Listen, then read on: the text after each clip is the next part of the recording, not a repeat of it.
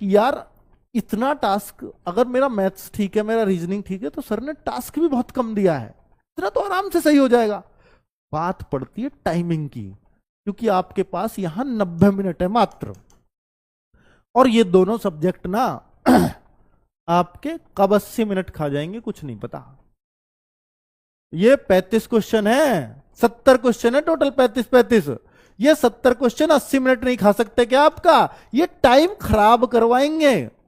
तो आपको जो क्वेश्चन नहीं आता या जो क्वेश्चन समय लेता है वो समय रहते छोड़ना है। अगर आप नहीं छोड़ पाए, आपका बैलेंस पूरी तरह से खराब कर देंगे, और एक बार अगर बैलेंस बिगड़ा तो फिर संभल नहीं पाते पूरे एग्जाम में।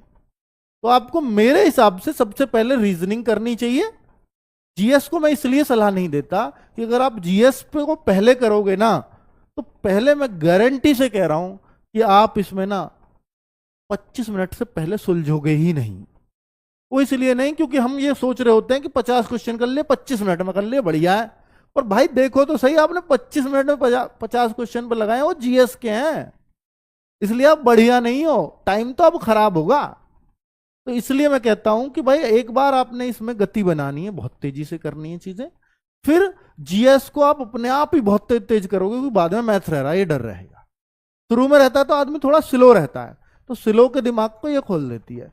तो अगर ये मिक्स आए तो देखो फिर तो कुछ नहीं कर सकते, लेकिन अगर ये सेक्शन वाइज आए तो आपको सबसे पहले रीजनिंग करनी चाहिए, उसके बाद जीएस, और लास्ट में मैथ्स को लेना चाहिए। क्योंकि मैथ्स आपका कब अच्छा भी हो तब भी कई बार टाइम खराब करवा सकता है। रीजनिंग में आपको पता है एक सीरीज है, मुश्किल है, या मुझे एक दो बार में नहीं बन रही तो मैं छोड़ दूंगा, लेकिन मैथ्स में आपको कई बार ऐसा फंसाने वाले क्वेश्चंस मिल जाते हैं और आपको टाइम का नहीं पता चलता, इसलिए मैं ऐसी सलाह आपको देता हूं। ठीक है, तो भाई अब देखो, किसी का कोई कहे मेरी रीजनिंग बहुत मजबूत है, मैं यहां 2-3 क्वेश्चन फालतू कर दूंगा, मैं यहां 2-3 क्वेश्चन और फालतू कर सकता हूं, तो आप यहां फिर 30-31 कर लो, बहुत है। और देखो जीएस को आप 30 से अगर नीचे की सोचते हैं और फिर सिलेक्शन की सोचते हैं तो नहीं होगा। देखो अगर हार्ड आ गई तो फिर तो कुछ भी हो सकता है, फिर तो कोई भी स्कोर सेफ है, फिर तो अलग ही बात है। अगर बहुत हार्ड आया पेपर, भाई ऐसा भी हो सकता है जीएस में आपको 20 क्वेश्चन मुश्किल हो जाए, फिर तो फिर हम 95 स्कोर क्यों मतलब तय करेंगे, फिर तो हम सोचेंगे 80 पे भी सिलेक्शन होगा, अगर उन्होंने 20 क्वेश्चन जीएस में ही मुश्किल कर दिए तो आपके। तो ये सब कंडीशंस पेपर पर डिपेंड करेंगी। ठीक है, और आप लोगों को टाइम शेड्यूल के अकॉर्डिंग बैठ जाना है अपनी टेबल पे, खाना पीना सब कुछ अपना भाई मैनेज करते हुए। यहाँ पे क्या करना बच्चा, सबसे पहले आपको मॉर्निंग से मैं टाइम शेड्यूल बना रहा हूं, तो आप लोग चिंता ना करना, सोने वोने में कोई दिक्कत नहीं होगी। आपका जो टाइम है आपके हिसाब से मैंने मैनेज किया है, जैसा कि मैं इसको फॉलो करता था उसी तरीके से आपको भी कोशिश कर रहा हूं कि आप भी अगर फॉलो करते हैं तो आपका सिलेक्शन श्योर है, हो जाएगा। तो बच्चा इकोनॉमिक्स का सबसे पहले मैंने लिया, जिन बच्चों को सबसे ज्यादा डर लगता है कि सर इकोनॉमिक्स में कुछ समझ में नहीं आता, अर्थशास्त्र एक ऐसा सब्जेक्ट है कि बच्चे बहुत ज्यादा यहाँ पे नहीं गेन कर पाते। तो यहाँ पे बच्चा आपको इकोनॉमिक्स 8 बजे से 9 बजे तक का आपको टाइम में सेट रखना है। दूसरे नंबर पे ज्योग्राफी लेनी है, जो कि 9 बजे से 10 बजे तक आपको ज्योग्राफी को पढ़ना है।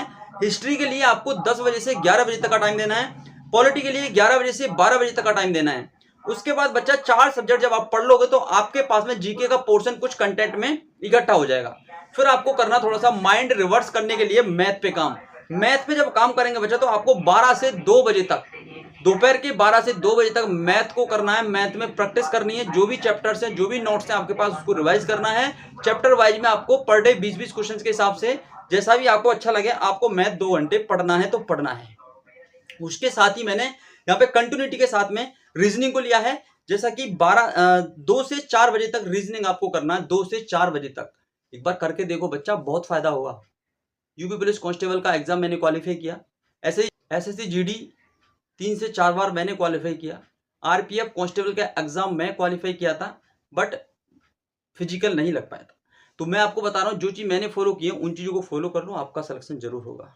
तो देखिए यहाँ पे आपको साइंस को लेना 4 से 5 बजे में, 4 से 5 बजे साइंस को पढ़ना है। उसके बाद फिर आना स्टैटिक जीके पे। स्टैटिक जीके का क्या पोर्शन है बच्चा, यहाँ पे बहुत ज्यादा क्वेश्चंस आपको जो देखने को मिलेंगे वो स्टैटिक जीके से लिंक करेंगे।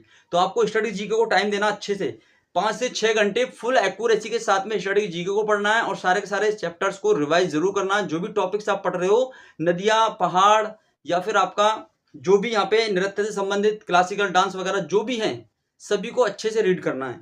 दूसरे नंबर पर यहाँ पे करंट अफेयर को 6 से 7 बजे तक रखना है आपको। फिर यहाँ पे रेस्ट है भाई 7 से 8 बजे का, यहाँ पे खाना पीना खा पी के अपना फिर से बैठ जाना है। रीजनिंग की मिक्स क्लास लेनी है रिवीजन में, यहाँ पे 8 से 9 में आपको रिवीजन चलना है रीजनिंग का। फिर आपका भाई मैथ की मिक्स क्लास लेनी है आपको 9 से 10 पे। कोई भी चैनल से आप आरडब्ल्यू से जुड़ सकते हैं, आरडब्ल्यू पे मैथ की क्लास रीजनिंग की क्लास ये मिक्स में चल रही होंगी, उनको आप ले लेना, बहुत ज्यादा फायदा आपको होगा। टेस्ट आरडब्ल्यू पे लगाएं या फिर टेक्स्ट बुक पे लगाएं, तो बच्चा परेशानी होना, टेक्स्ट बुक पे लगा लो या आरडब्ल्यू पे लगा लो, जहां मर्जी लगा लो, लेकिन टेस्ट आपको लगाना है। और ये भाई 10 से 11:30 बजे तक आपको टेस्ट लगाना है। उसके बाद एनालिसिस जरूर करनी है। अगर एनालाइज आप लोग नहीं करते हैं तो टेस्ट लगाने का कोई भी फायदा नहीं है, आप एग्जाम में मार खा जाएंगे। इसलिए कह रहा हूं टेस्ट लगाओ, फुल टेस्ट के साथ ही आप लोगों को उसको एनालिसिस जरूर करना है, जहां भी गलतियां हुई हैं उनको सुधारना है। और जीके के 50 के 50 क्वेश्चंस को रीड करना बच्चा, उनको एनालिसिस करना है, उनके नीचे जो भी एक्स्ट्रा पॉइंट दिए गए हैं उनको पढ़ना है, ताकि आने वाले मॉक टेस्ट में आपके क्वेश्चन गलत ना हो। चलिए मिलते हैं नेक्स्ट सेशन में, तब तक के लिए thank you, all the best, जय हिंद जय भारत।